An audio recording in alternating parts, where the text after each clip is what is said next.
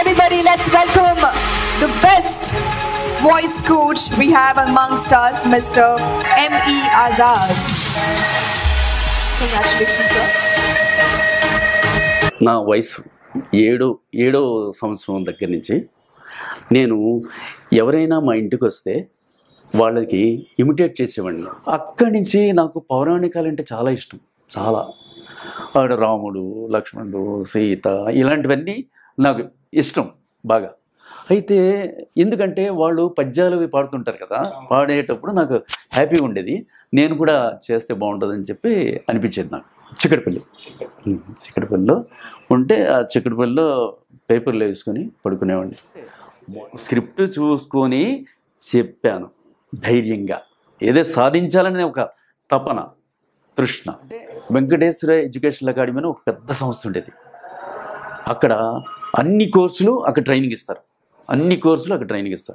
నేను డేట్ చేసి ఆయన దగ్గరికి వెళ్ళిపోయాను. కౌసల్య సుప్రజ రామపూర్వ సంధ్య ప్రవర్తతే అని వస్తుంది. దాన్ని ఏం చేశానంటే, కనీస విద్యార్హత ఉన్నా లేకున్నా, వయసు మీరినా సరే, SSC, inter, BA, BCom, MA, MCom, ఏ కోర్సులైనా సరే, బావా ఎప్పుడు వచ్చితివి, ఏమి తెచ్చితివి, తెచ్చి తిన్ని కొరకు, తెచ్చి తిన్ని కొరకు ఈసీటీవీయా సావిత్రి, ఏదేని కొరకు అది నువ్వు నీ పతి ప్రాణంబు దక్క, అమరులెటులైన దివ్య సుఖములు పొందవచ్చు, మనుజలోకాన బ్రతుకు నరక ప్రాయంబు. అయితే నేనేం చేశాను, movie TV dubbing artist association అని ఒకటి పెట్టాను. అప్పుడు స్టార్ట్ చేశాను. ఈ అమృతవాణిలో అక్కడక్కడ నాకు పరిచయమైన ఆర్టిస్టులు ఉన్నారు కదా, వాళ్ళతో మెంబర్షిప్ పెట్టుకొని 60 మంది మెంబర్లతో నేను ఒక అసోసియేషన్ స్టార్ట్ చేశాను. తర్వాత నేను డబ్బింగ్ ఆర్టిస్టుల పేర్లు తెర మీద రావాలి అని ఫైట్ చేశాను. డబ్బింగ్ లేదు, Swaradarshini film and TV dubbing training institute అనే స్టార్ట్ చేశాను. అది స్టార్ట్ చేసి దానిలో ట్రైనింగ్ 22 బ్యాచ్లకి. అప్పుడు డెక్కన్ క్రానికల్ వాళ్ళు అన్సీన్ హీరో అని చెప్పి క్వార్టర్ పేజ్ వేస్తారు. ఈనాడులో స్వర పరిచితుడు, గాత్రదానంలో మెలకువలు, స్వయం ఉపాధికి బాటలు, అది కూడా ఈనాడే. ఆజాద్కు స్వరమే సర్వస్వం, ఆకాశమే హద్దు, వార్తలు. Cashing in on their voices అని Hindu. Voice is way to success Express, ఆవాజ్నే జిందగీ ది మిలాప్, ఆవాజ్ కా జాదూగర్ మున్సిఫ్, మిమిక్, ఇలా రకరకాల పేపర్లో యాడ్స్ ఇండియా టులో వచ్చాయి. అంటే పేపర్లో, టీవీల్లో ఇంటర్వ్యూలు జరిగిపోయి మొత్తం first of it's kind in the country. Azad started the institute for dubbing, first of it's kind in the country. భారతదేశంలోనే లేని సంస్థని ఆజాద్ స్టార్ట్ చేశాడని చెప్పి అన్ని పత్రికలు రాశాయి. వాయిస్ వల్ల ఉపయోగాలు ఏంటో మీకు తెలియాలి. వాయిస్ మీదే నేను ఎందుకు కాన్సన్ట్రేట్ చేశాను అంటే, ఇప్పుడు మీరు నాకు ఇంటర్వ్యూ చేస్తున్నారు కదా, మీ వాయిస్ లేకపోతే నేను కూర్చుంటాను మీ ముందు. ఎందుకు? సార్ మీరు ఇంత మా వాయిస్ గురు అవార్డు వచ్చాం కదా సార్, మరి మీరు చెప్తారా అంటే నేను వింటానా? వినరు కదా, దానికి యాక్సెంట్ ఉంటుంది, ఆ స్టైల్లో కదా. సో నేనేం చేశాను, అడుక్కున్నోడి దగ్గర నుంచి రాజకీయ నాయకుడి దాకా వాయిస్ కావాలి. అడుక్కున్నోడి దగ్గర నుంచి రాజకీయ నాయకుడి దాకా వాయిస్ కావాలి అంటే ఏంటో తెలుసా? అడుక్కున్నాడు అంటే ఏంటంటే, ట్రైన్ కంపార్ట్మెంట్లో 72 బర్తులు ఉంటాయి. ఫస్ట్ బర్త్ దగ్గర నిలబడి వాడు ఏం చేస్తాడంటే, తల్లివి నీవే తండ్రివి నీవే అని పాడతాడు కదా, అది సెకండ్ బర్త్కి వినబడదు. వాడు ఏం చేస్తాడు, వాయిస్ని ప్రకంపనాలు పెడతాడు. తల్లివి నీవే తండ్రివి నీవే చల్లగా కరుణించే అని పాడతాడు కదా, గుర్తుందా మీకు? ట్రైన్లో ఇలా కొట్టుకుంటూ పాడుతుంటారు. తల్లివి నీవే అంటే కర్రని వస్తుందా? ఆ వాయిస్ 72 బర్త్కి వినిపిస్తుంది. తల్లివి నీవే అంటే సెకండ్ బర్త్కి వినిపిస్తుంది. సో అక్కడ ఏం చేశాడు, అడుక్కున్నోడికి వాయిస్ కావాలా వద్దా? అక్కడ కోకిల్లాగా వాడద్దు, కాకిలాగా మారిపోవాలి. Yes, very good, very good, very good. So మార్పు తెలిసింది కదా మీకు. అంటే అని పెట్టాడు. ఆ తరంగాల్ని, వాయిస్ని ప్రకంపనలు పెడితే 72 బర్త్కి వెళ్తే వాడు ఇలా రా అని చెప్పి పెట్టేస్తాడు. Exactly, exactly, very good. So అలాగే ప్లాట్ఫామ్ మీద 5 గంటలకి టీ కాఫీ అంటుంటారు కదా. వాడు ఏం చేస్తాడు, టీ కాఫీ అంటే ఎవడికి వినపడదు. అప్పుడు ఏం చేస్తాడు, డేంగ్ కాఫీ అంటాడు. Coffee tea. మరి టీలు అమ్ముకున్నోడికి వాయిస్ కావాలి, అడుక్కున్నోడికి వాయిస్ కావాలి. డిఫరెంట్గా ఇది కూడా పాతాయి ఇన్పై సామాన్ మరి సో ఆ పలకడంలో కూడా పాతాయి ఇన్పై అంటే వాడు వాయిస్ లేకపోతే ఎవడు కొంటాడండి. ఇంట్రెస్ట్ గా వింటారు. ఏదో డిఫరెంట్ గా ఉంటే మీరు అన్నట్టు ఆ మాడ్యులేషన్ కదా. అలాగే నేను అయిపోయింది. తర్వాత లెక్చరర్స్కి వాయిస్ కావాలమ్మా. లెక్చరర్స్ మీరు పెద్ద, ఇప్పుడు స్టూడెంట్స్ ఎలా ఉంటారు, 80 మంది 100 మంది ఉంటారు. ఇప్పుడు ఇక్కడ బోర్డు మీద నిలబడి లెక్చరర్ ఏం చేస్తాడు, 80 మంది అంటే లాస్ట్లో అంత పొడవు ఉంటుంది కదా.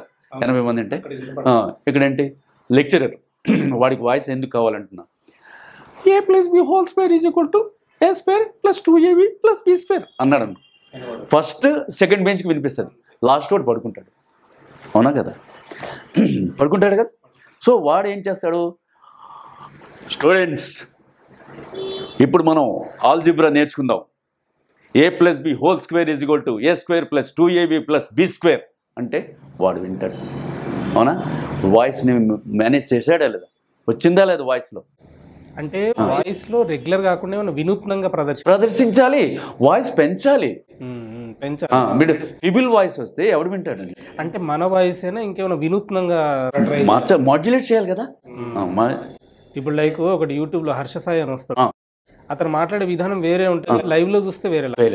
అలా కాదండి, ఇప్పుడు వస్తున్నా ఈయన ఏం చేస్తారు మీరు చూడాలి.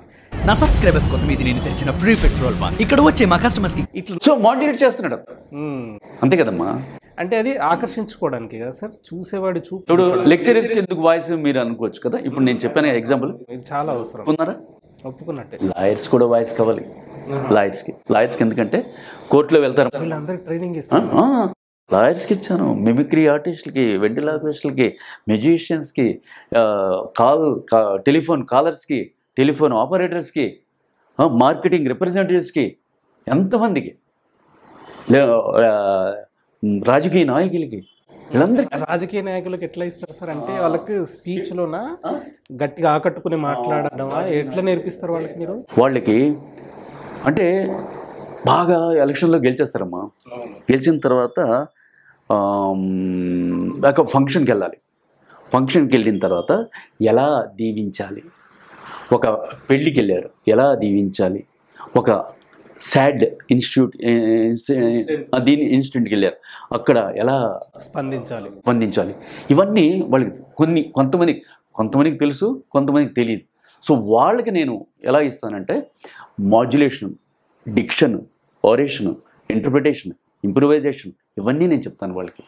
అంతేకాకుండా ప్రమాణ స్వీకారం చేసేటప్పుడు కూడా కొందరు చెప్తారు, కొందరు చెప్పలేరు. అది మీరు వినే ఉంటారు ఛానల్స్లో. ప్రమాణ స్వీకారం తప్పులు చూపిస్తుంటారు. భారతదేశ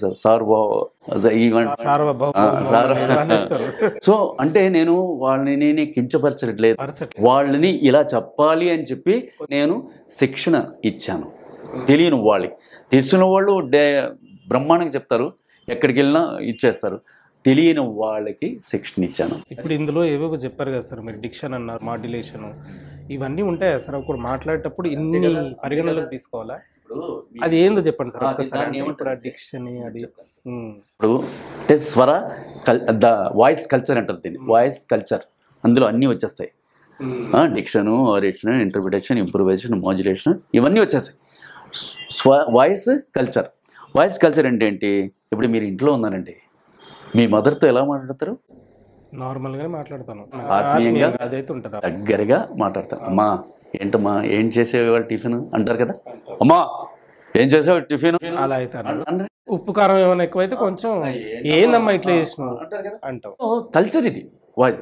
అదే మీరు బయటికి వెళ్తే ఎలా మాట్లాడతారు? బయటికి వెళ్తే మర్యాదపూర్వకంగా మాట్లాడతారు. ఎవరైనా టైం అడగాలనుకోండి, సార్ టైం ఎంత సార్ టైం ఎంత అయింది సార్ అంటారు. రే రా టైం ఎంత అయిందిరా అంటారా? కొడతాడు కదా. సో ఇక్కడ మాడ్యులేషన్ అయింది, డిక్షన్ అక్కడ మీరు వాయిస్ పెంచే విధానం కూడా తెలుస్తుంది. సో అదే మీరు జాబ్ చేస్తున్న ఆఫీస్ దగ్గరికి వెళ్ళారనుకోండి, ఎలా మాట్లాడతారు? నమస్కారం సార్, ముందు విష్ చేసి వెళ్తాం. ఆయన ఏమైనా లేట్ అయిందంటే సార్ కొంచెం ట్రాఫిక్ జామ్ ఏదో చెప్తాం. అంటే మీరు ఏమయ్యా ఎంత లేట్గా వచ్చావు అంటే నా ఇష్టం అంటే పడుతుందా? నమ్రతగా మాట్లాడాలి, నమ్రతగా. అంటే ఇది కల్చర్, వాయిస్ కల్చర్ అంతే కదా. నమ్రతగా మాట్లాడాలి మీరు. నా ఇష్టం, నేను లేట్గా వస్తాను, ఏం చేస్తావు అంటే సారీ సార్ సారీ. సో ఇక్కడ అలా కాకుండా మీరు మీ ఫ్రెండ్స్తో వెళ్ళారనుకోండి, ఎలా మాట్లాడతారు? ఫ్రెండ్స్ ఎరా ఉల్లాసంగా ఉత్సాహంగా మాట్లాడతారు కదా.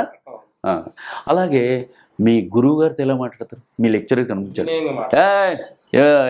హోమియో ఎలా ఉన్నావు అంటే ఎలా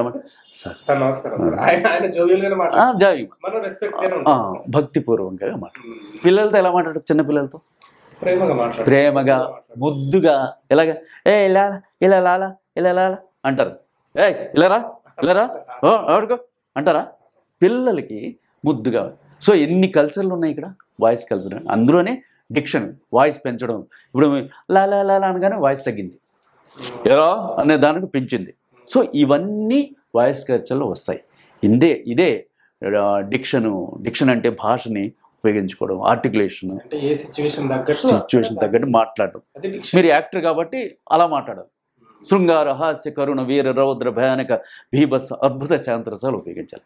అందుకే అందులో కూడా వాయిస్ని కాపాడుకోవాలంటే మీరు ఫోనెటిక్స్ అంటారు, అంటే వర్ణోత్పత్తి స్థానాలు అంటారు. వర్ణోత్పత్తి స్థానాలు ఎప్పుడైనా విన్నారా? ఇంగ్లీష్లో ఏఈఐఓయు అంటాం కదా, ఏఈఐఓయు అంటే వొవెల్స్ అంటాం. అలాగే తెలుగులో మూర్ధన్యాలు, కంఠ్యాలు, దంత్యాలు, తాళవ్యాలు, ఓష్ఠ్యాలు, అనునాసికాలు అని ఉంటాయి.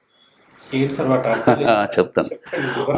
మూర్ధన్యాలు అంటే అంగిలి సహాయంతో పలుకుబడే అక్షరాలు. అంగిలి అవి నేను చెప్తాను, అక్షరాలు చెప్తాను. అంటే అంగిలి సహాయంతో ఏం అక్షరాలు వస్తాయి మీకు చెప్తాను. తర్వాత మూర్ధన్య కంఠ్యాలంటే కంఠం సహాయంతో పలుకుబడే అక్షరాలు. దంత్యాలంటే దంతాల సహాయంతో పలుకుబడే అక్షరాలు. తాళవ్యాలంటే దవడల సహాయంతో పలుకుబడే అక్షరాలు.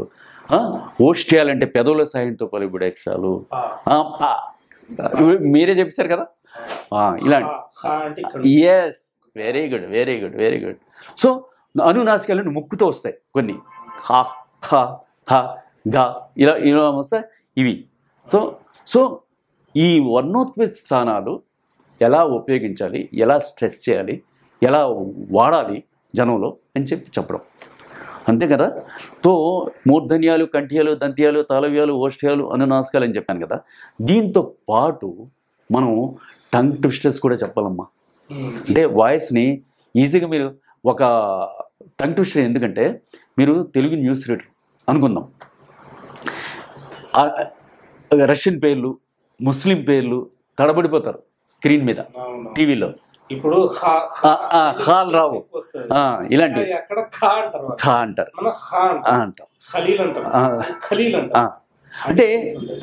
అంటే ఇప్పుడు నేను ఏమంటానంటే ఆజాద్ అంటాం కదా, ఆజాద్. దానికి ఏమంటారు? టంగ్ ట్విస్టర్ ఉంటే అది ఈజీగా పలకగలరు. గాలిబ్ అంటారు కదా. అలాగే రష్యన్ పేర్లు, అమెరికన్ పేర్లు పడవు. అప్పుడు ఏం చేయాలంటే టంగ్ ట్విస్టర్ నేర్పిస్తాను వాళ్ళకి. టంగ్ ట్విస్టర్ ఏంటంటే అడిగేదని కడుబడి జను నడిగినదును మొగుడ నుడవడని నడ నుడుగును వేడవేడ చిడుముడి తడబడ నడిగిడదు జడిమ నడిగిడు నెడలన్ అని ఒకే బ్రీజ్లో చెప్పాలి. అలాగే అటజని గాంచి భూముసురుడంబర చుంబి శిరస్సర ఝరీ పటల ముహూర్ముహూర్లుట దబంగ తరంగ మృదంగ నిస్వన స్ఫుట నటనానుకూల పరిఫుల్ల కలాప కలాపజాలమున్ కటక చరత్కరేణు కర కంపిత సాలము సీత శైలమున్. అది ఒకే బ్రీద్లో చెప్పడం. ఈ పద్యం జబర్దస్త్ కిట్లో రోహిణి చెప్పింది. సో నేనేమంటానంటే ఇవి టంగ్ ట్విస్టర్స్ అంటాం. అంబర చుంబిత హిమగిరి శిఖరాంచల ధవళిమలో తూగి గంగా యమున రంగ దభంగ డోలికల నూగి పల్లి పత్తన తీర్థస్థల నానా వన పదముల కేగి త్రింశత్కోటి జనగణ గళన్మంగళ రణరణ కాహుళులై స్వేచ్ఛా భారత మంత కవాటము తెరిచిన వీరావళికిదే జోహార్లు. నేనేం చెప్తున్నాను, పంచ్ పెట్టాను వాయిస్లో, బేస్ పెట్టాను, మెటాలిక్ పెట్టాను వాయిస్లో. సో దీనికి కొన్ని ఎక్సర్సైజులు ఉంటాయి, డూస్ అండ్ డోంట్స్ ఉంటాయి. ఇప్పుడు వజ్రాసనం మీద కూర్చొని అంటే నేను వజ్రాసనం మీద ఎందుకు కూర్చోమంటున్నానంటే వజ్రాసనం కూర్చోవడం వల్ల మెమరీ పెరుగుతుంది, రక్త ప్రసరణ బాగా జరుగుతుంది.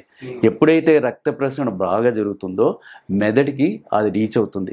రీచ్ అవ్వగానే జ్ఞాపక శక్తి పొందడానికి అది దోహదపడుతుంది వజ్రాసనం వేస్తే. అంటే ముస్లిమ్స్లో సిజ్దా అంటాం, క్రిస్టియన్స్లో నీల్ డౌన్ అంటాం, అలాగే హిందూస్లో కూడా వజ్రాసనం అని కూర్చోబెట్టి వాడు. సో దాన్ని ఒక శ్లోకం ఉంటుంది. అంటే ఓంకారం అనగానే హిందూస్ అంటారు కాదు, అదొక ఏమంటారు దాన్ని టెక్నిక్ మాత్రమే. ఆ ఊ మా అంటే ఓం అనగానే ఇక్కడి నుంచి మొదలవుద్ది, అది ఇక్కడి నుంచి మొదలవుద్ది. కాబట్టి ఆ ఊ మా అనేది లంగ్స్కి ఇక్కడి నుంచి మీకు స్ట్రెంత్ని ఇస్తుంది. అది అదే ఓ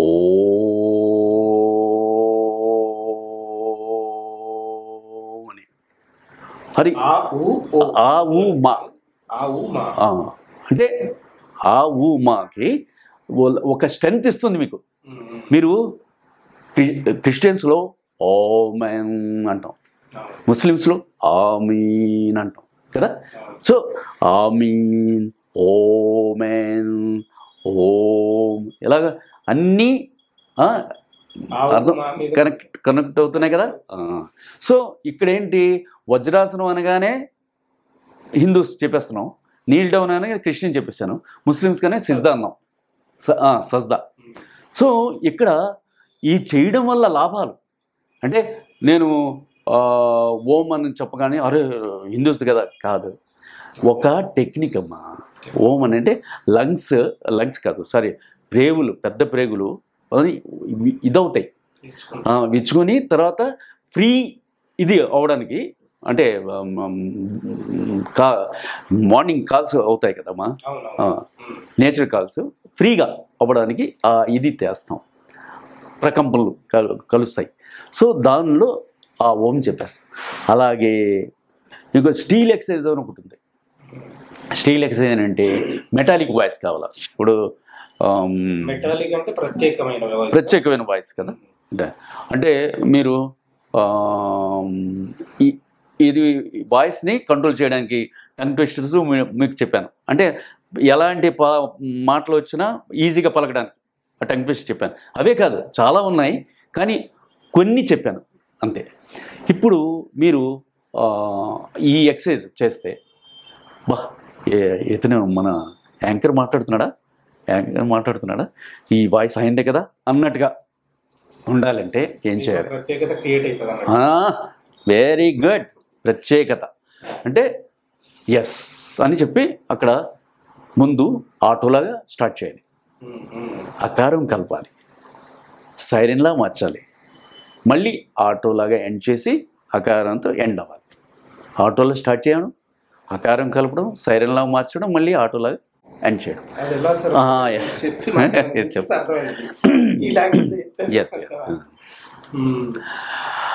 ఆటో అంటే ఏంటి? అయిందా?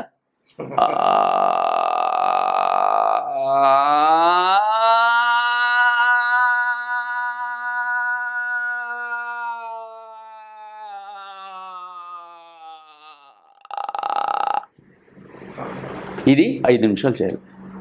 వజ్రాసనం మీద కూర్చోవాలి, 5 నిమిషాలు చేయాలి. ప్రయత్నం చేస్తారా ఒకసారి? అది కాదు ప్రయత్నం. మీరు ప్రాక్టీస్ చేస్తే మీ వాయిస్లో అద్భుతమైన మెటాలిక్ టచ్ వస్తుంది. ఇప్పుడు నేను మాట్లాడుతున్నప్పుడు ఏ వాయిస్ అయినా నేను చెప్పేస్తాను, కానీ అడ్వర్టైజ్మెంట్ చెప్పేటప్పుడు మారుస్తుంటాను. మీరు విన్నారు కదా ఇప్పుడు, నేను వెంటనే అది వేరు ఇది వేరు అలా చెప్తున్నాను కదా.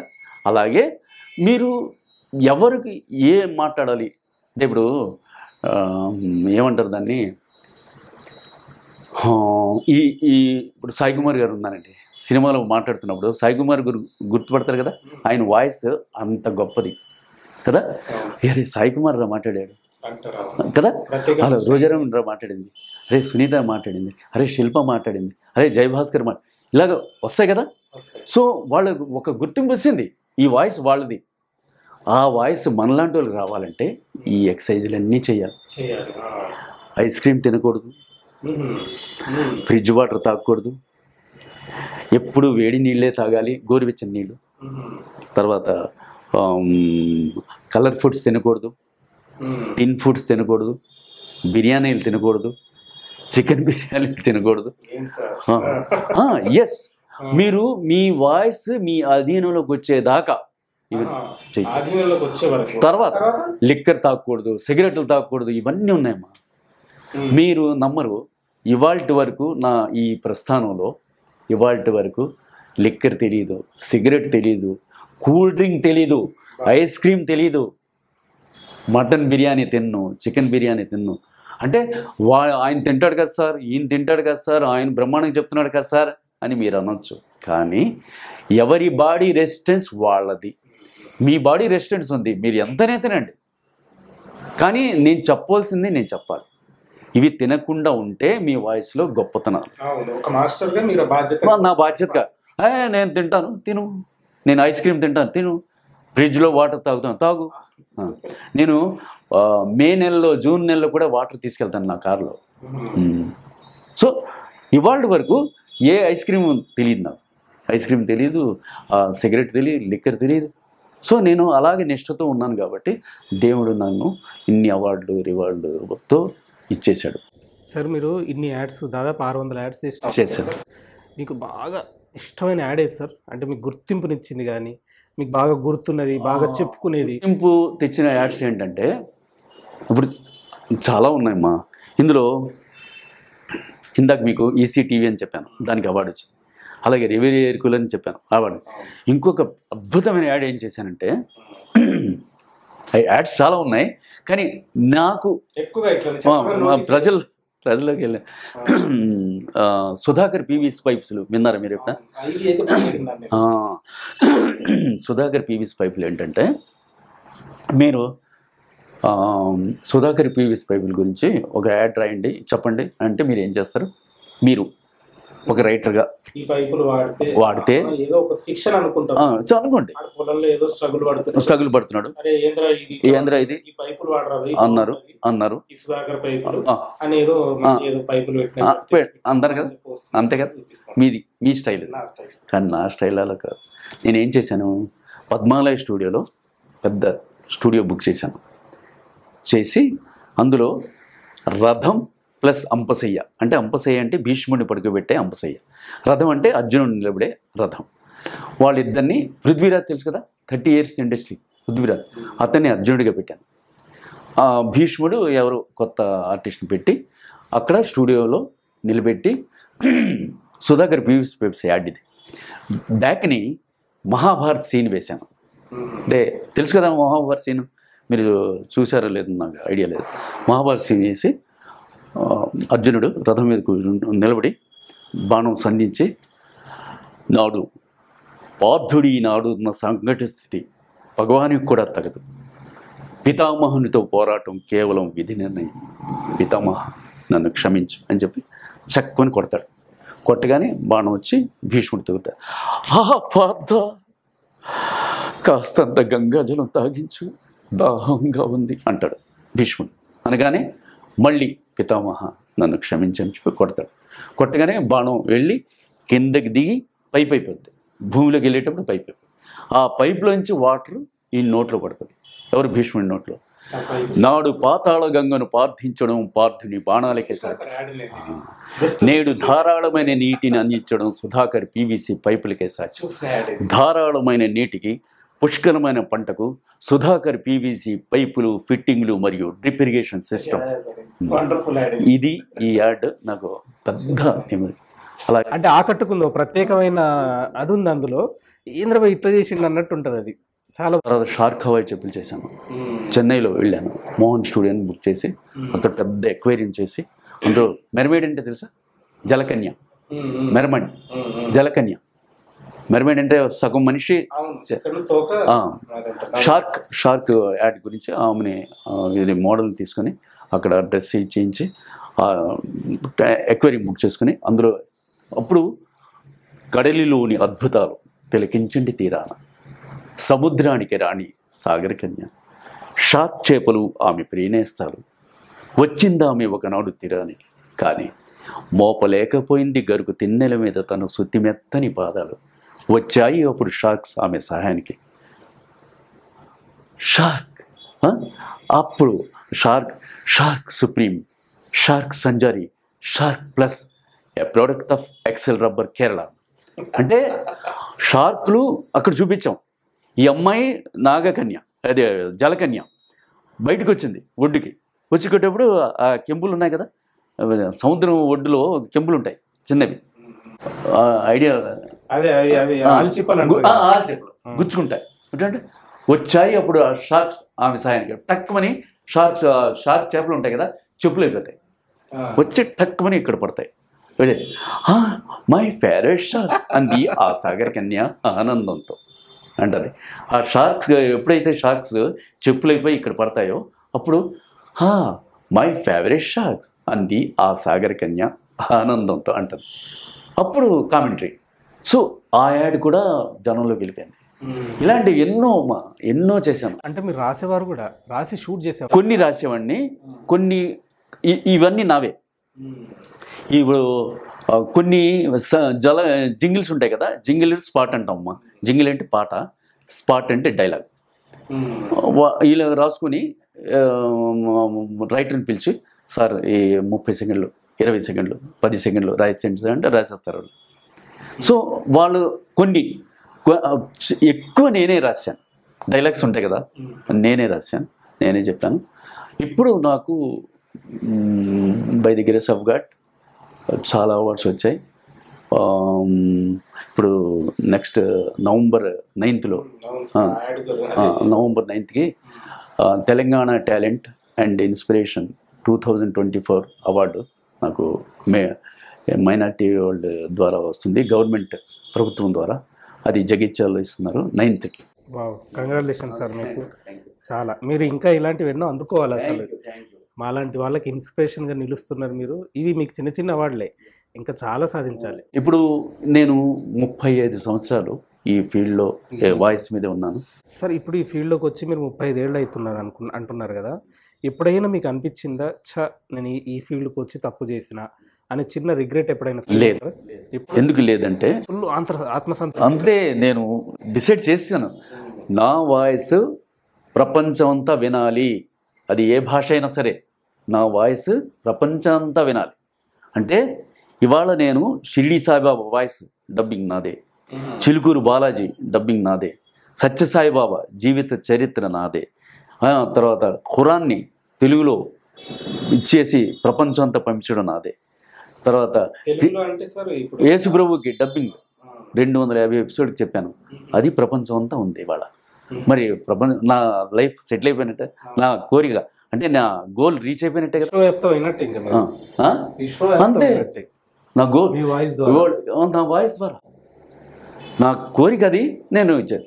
ఇప్పుడు నేనేం చేశాను, ఇంతమందికి 7,500 మంది దాకా నేను ట్రైనింగ్ ఇచ్చాను కాబట్టి నాకు ప్రభుత్వం గుర్తించి నాకు డాక్టరేట్స్, వాయిస్ కల్చర్ మీద డాక్టరేట్స్ ఇస్తే నేను సాటిస్ఫై అవుతాను, హ్యాపీ ఫీల్ అవుతాను అనేది ఒక చిన్న నమ్మకం ఉంది. తప్పకుండా సార్ ఇస్తారు. మీ టాలెంట్ను ఖచ్చితంగా గుర్తించే వాళ్ళు ఉంటారు, ఇస్తారు.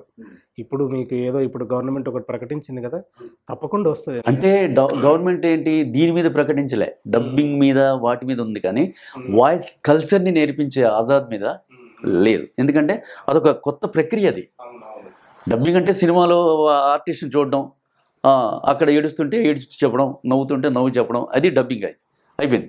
కానీ నేను అన్ని రకాలు చెప్పేస్తున్నాను కదా, వాయిస్లు ఎలా, న్యూస్ చదవడం, గాత్రదానంలో మెలకువలు, స్వయం ఉపాధికి బాటలు. అంటే వాయిస్ ఉంటే నువ్వు జీవించవచ్చు, ఎవరి దగ్గర వెళ్ళక్కర్లేదు, ప్రొఫెషనల్గా తయారు చేస్తా. అంతే అంతే, చదువు అక్కర్లేదు, మీకు చదువు అక్కర్లేదు. మీ వాయిస్, మీ భాష, మీ మాండలికం బాగుంటే మీరు లక్షలు లక్షలు ఎర్నింగ్ చేసుకోవచ్చు. దాని మీదే ఉండాలి. ఇప్పుడు ఎలాగైపోయిందంటే వేరే జాబ్ చేసుకుంటున్నారు, సాయంత్రం అంటే శనివారం ఆదివారం వెళ్ళి డబ్బింగ్లు చెప్పుకుంటున్నారు. అంటే డబుల్ ఇన్కమ్లు వచ్చేస్తున్నాయి వాళ్ళకి. జాబ్ చేస్తున్నారు ఇప్పుడు కొంతమంది, ఐటీలో జాబ్ చేస్తున్నారు.